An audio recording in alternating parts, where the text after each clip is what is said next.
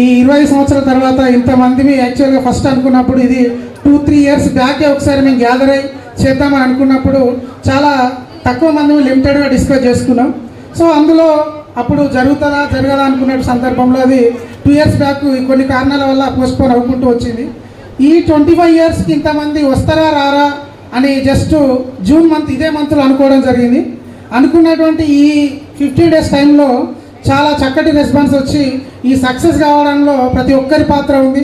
ఎందుకంటే ఆర్గనైజ్ చేసినటువంటి ఈ ఊరు మిత్రులు భిక్షపతి కానీ, సీను కానీ, రాజు కానీ, సో వీళ్ళందరూ ఎంత సహకారం ఉందో వాళ్ళకు అండగా నిలుస్తూ ఫైనాన్షియల్గా అదేవిధంగా మాటల పరంగా సహకరించినందుకు మీ అందరికీ ప్రత్యేకమైనటువంటి అభినందనలు తెలియజేస్తున్నాం.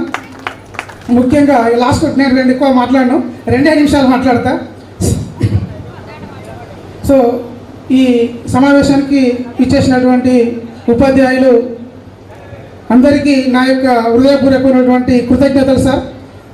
యాజ్ ఏ టీచర్గా నేను కొన్ని ఎక్స్పీరియన్స్ నా స్టూడెంట్ లైఫ్లో ఏవైతే ఫేస్ చేసినో మేడం జయశ్రీ మేడం గారు అన్నారు, నీకు అర్థమైందా బిడ్డ మేము అప్పుడు ఏం చేసినామో అప్పుడు బాధ అయిందా అంటే 100% సార్. ఎందుకంటే నిజంగా ఇప్పుడు చెప్తున్నారు కదా భాస్కర్ సార్ భయానికి ఇట్లా ఉన్నాం, మా క్రమశిక్షణ అట్లా ఉంది ఇట్లా ఉందని అంటే 100% అది వాస్తవం. ఎందుకంటే అప్పుడు ఎటువంటి అంటే ఫిజికల్గా లేట్ అవుతుంటే ఏం చేస్తామంటే ఈ గ్రౌండ్ చాలా పెద్దగా ఉంటుండే, ఈ గ్రౌండ్ చుట్టూ ఒక 2 రౌండ్లు వేయమంటుండే, 2 కాకపోతే 3 వేయమంటుండే. సో అది ఒక రకంగా మన బాడీకి చాలా హెల్ప్ చేస్తుంది. ఇప్పుడు ఏం చేస్తున్నాం అందరం దాదాపు 40 దగ్గర ఉన్నాం.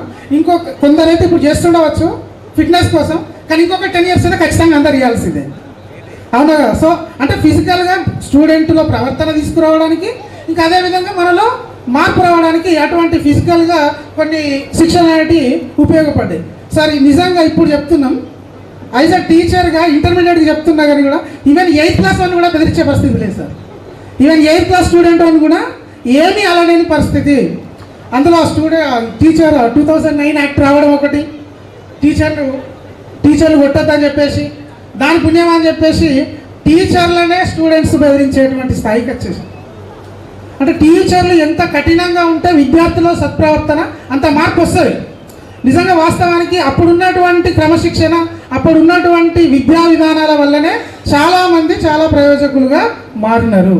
సో ఇప్పుడు ర్యాంకులు కనబడుతున్నాయి, దాంట్లో తప్పేం లేదు, ర్యాంకులు కనబడుతున్నాయి సార్. ఇప్పుడు ర్యాంకులు అప్పుడు 100కు 70 వచ్చినాయి కావచ్చు, 60 వచ్చినాయి కావచ్చు, ఇప్పుడు 100కి 99 వస్తున్నాయి.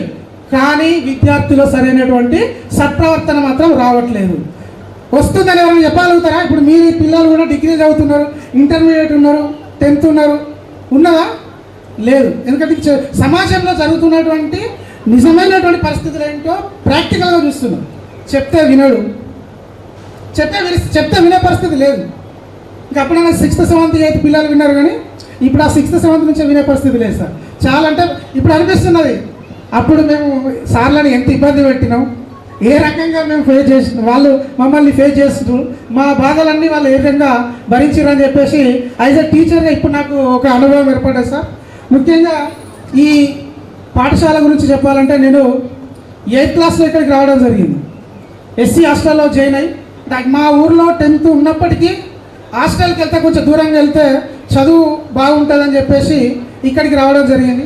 రావడంతోనే ఫస్ట్ టీసీ పట్టుకొని వచ్చినాం. రాగానే ఇక్కడ ఒక శ్రీకాంత్ అని ఉంటుంటే డబ్బు పిల్లాడు, ఆ శ్రీకాంత్కు పనిష్మెంట్ ఎవరు ఇస్తున్నారంటే సార్ ఇస్తుంది. భాస్కర్ రెడ్డి సార్ తీసుకుపోయాడు, ఆ డార్క్ రూమ్లో వేసేసిండు. ఆ శ్రీకాంత్ అనే పిల్లాడు కూడా మామూలు కాదు, చాలా ఇండిసిప్లైన్ ఉంటుండే. ఆయన తీసుకుపోయి రూమ్లో వేసాడు. ఇక మా టీసీ పట్టుకొని సార్లు చూసి అసలు ఇక్కడ జాయిన్ అయిదామా పోదాము, సార్ ఏమో ఇట్లా డార్క్ వేస్తున్నారు, మా పరిస్థితి కూడా ఇట్లా అవుతుందా ఏంటని చెప్పేసి అప్పుడే ఆలోచనలో వాడు. సో అయిపోయిన తర్వాత సార్ 8th క్లాస్లో మళ్ళీ మా సెక్షనే మాకు రావడం జరిగింది. సార్ క్లాస్ అయిన తర్వాత చూసిన తర్వాత ఓకే ఈ స్కూల్లో మనం చదవగలుగుతాం, ఈ స్కూల్ మనకు ఆప్ట్ అని చెప్పేసి దీంట్లో కంటిన్యూ కావడం జరిగింది. సో తర్వాత శ్రీనివాస్ రెడ్డి సార్ అప్పుడు మనకు ఇంగ్లీష్ చెప్తుండే, నేను 9th క్లాస్ అనుకుంటా, నేను విక్రమ్ సారా పైన ఒక లెసన్ ఉంటుంది ఇంగ్లీష్లో, సార్ మాకు చెప్తే అదే లెసన్ నేను మళ్ళీ టీచర్ డే రోజు పిల్లలకు చెప్పడం జరిగింది. సో అదేవిధంగా బీరా సార్ గారు అప్పుడు హెచ్ఎంగా ఉండే మాకు ఇంగ్లీష్ చెప్తుండే. తర్వాత వేణుకుమార్ సార్ మాకు ఇంకా దగ్గర, ఎందుకంటే హాస్టల్లో ట్యూషన్ చెప్పడానికి వస్తుండే Suresh Babu sir, Bhaskar sir, Lachaiah sir, Prabhakar sir. So ఇక్కడ ప్లస్ మళ్ళీ అక్కడ హాస్టల్ కొంత హాస్టల్ విద్యార్థులకి అటాచ్మెంట్ అనేది ఎక్కువ ఉంటుంది. సో ఆ ర్యాపోతో మేము పర్సనల్ విషయాలు కానీ సో ఇట్లా చదువుకోవాలి, మీరు బలహీన వర్గాల నుంచి వచ్చి చదువుకుంటే మీ లైఫ్లు బాగుంటాయి, మీకు హాస్టల్ ఫెసిలిటీస్ ఉన్నాయి, చదువుకుంటే కొంత బాగుపడతారని చెప్పేసి అటు మోటివేషనల్గా కానీ ఇటు విద్యాపరంగా కానీ సరైనటువంటి సలహాలు ఇస్తుండే. సార్ భాస్కర్ సార్ మాకు ఒక నోట్బుక్ సపరేట్ పెట్టి మనకు బయాలజీ టెస్ట్ పెడుతుండే, 20 మార్క్స్ 20 ఎవ్రీ వీక్ ఒకటి పెడుతుండే. సో అదే నేను ఇప్పుడు నా ఇంటర్మీడియట్ స్టూడెంట్స్కి ఫాలో అవుతున్నా సార్. 2 మార్క్స్ ఖచ్చితంగా లెసన్ అయిపోగానే వాళ్ళకి ఆ 2 మార్క్స్ బిట్స్ ఇచ్చేస్తా. సో అది ప్రిపేర్ అవుతుంటారు, రాసిస్తాం. సో అట్లా కొన్ని మీ ద్వారా మేము నేర్చుకున్నాం సార్. ఇక మ్యాథ్స్ అంటే మనకు మనం ఇక్కడ అంటే నేను ఆర్ట్స్ బ్యాక్గ్రౌండ్ నుంచి వెళ్ళిపోయినా 10th వరకు మ్యాథ్స్ మనకు వెళ్ళినాం అని అంటే అది వేణు సార్, అదేవిధంగా మన శ్రీనివాస్ సార్ మనకు అప్పుడు నేను 9th ఉన్నాక వచ్చిన సార్ తోటి మన ఎక్స్కర్షన్ పోయినప్పుడు సార్ నా మెంటారు, ఇక్కడ సార్ ఇన్ఛార్జ్ మాకు. మేము నాగార్జున సాగర్ వెళ్ళినాం సార్, మనం గుర్తుందో లేదు. సో నెహ్రూ జులాజికల్ పార్క్ ఇవన్నీ అదొక ఎక్స్పీరియన్స్ సార్.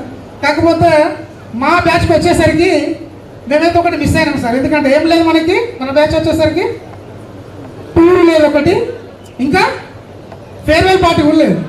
మనకంటే ముందు బ్యాచ్కి అయింది, మాకు లేదు, మాకు కాలేదు. మా స్ట్రెంత్ ఎక్కువ, ఇప్పుడు కూడా మాకు చాలామంది వచ్చేసాం, కానీ మేము దానికి బాధపడ్డాం. సో అప్పుడు బాధపడ్డప్పటికి కూడా ఇప్పుడు ఇంతమంది వచ్చి సక్సెస్ చేసినందుకు మీ అందరికీ ప్రత్యేకమైనటువంటి అభినందనలు తెలియజేస్తున్నా. లాగైతుందా? సైలెంట్గా ఉండాలి లేదుగా, మరి సప్పాలు కొట్టాలి.